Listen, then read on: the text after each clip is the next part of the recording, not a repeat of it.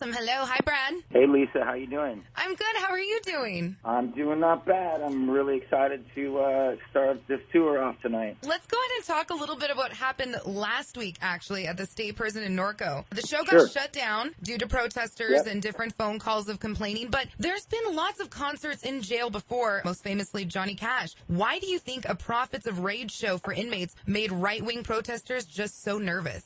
Well, here's the backstory on it. We were actually on our way down to play inside the prison, and the heads of the state penitentiary up in Sacramento wound up shutting it down at the last minute because they caught wind that Prophets of Rage were coming to the Norco prison to start a racial riot. That's absurd. If anyone knows what the band is, I mean, we're a frickin' melting pot of race. Yeah. So to think that we would go to Norco prison to do that is ridiculous. We just wanted to inspire these people the inmates that are in prison that have no voice, certainly don't have a voice as far as voting goes or anything like that. And we wanted to just be able to inspire these people for a day. And if they're inspired musically and they're inspired to pick up an instrument and play and learn a tool to make them better off in the world, whether they're in prison or when they get out, that was our goal. And it was shut down by the head penitentiary, which they're all about inmates keeping their promises and this and that. And basically, they didn't keep their promise to us and wound up shutting us down. It's just, it's kind of funny. It's like, which race were you trying to incite in that point? Like, you have everybody in the band. It makes no sense. And lo and behold, we wound up playing anyways outside of the Norco prison walls and barbed wire, probably maybe 25 yards away from the wall, in hopes that any of the inmates would hear us. We played about 3 songs and then got shut down. I must say, though, that the warden from Norco prison actually came out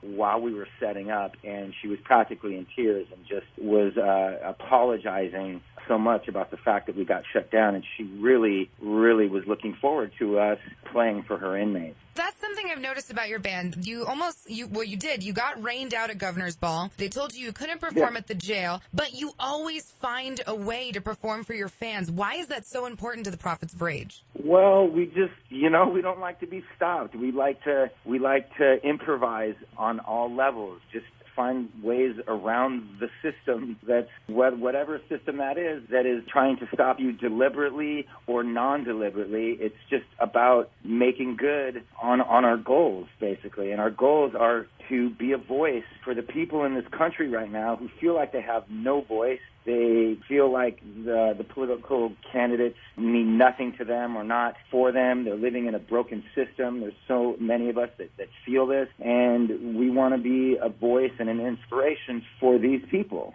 And you really are. You've said before, you're not okay with the candidates. We're not okay with Hillary Clinton. You weren't okay with Bernie, and you're not with Trump. What would you say to the generations of the voiceless right now that you're talking to? What is our course of action? What do we do for this November election? Well, you could go out and vote, but what is that going to do? Not a whole lot. So the idea is waking up, going out of the house, and if you want your life to change, you have to do that. And any direct change that has happened for the better in this country started out with people, everyday people like you and I, standing up for what they believe in and not waiting around for political candidates to change their world. So it's really, I think, a lot that has to do with, just as cliche as this sounds, but think globally, and act locally. But it's true. And first, try and change the things in your immediate life for the better, and then work outwards from there. You said earlier you're super excited about kicking off this tour. About 2 weeks ago marked the 5-year anniversary since Rage last played the show at the LA Coliseum. The band seriously went out on a high note, but is there any chance of bringing that magic back at some point? Yeah, that's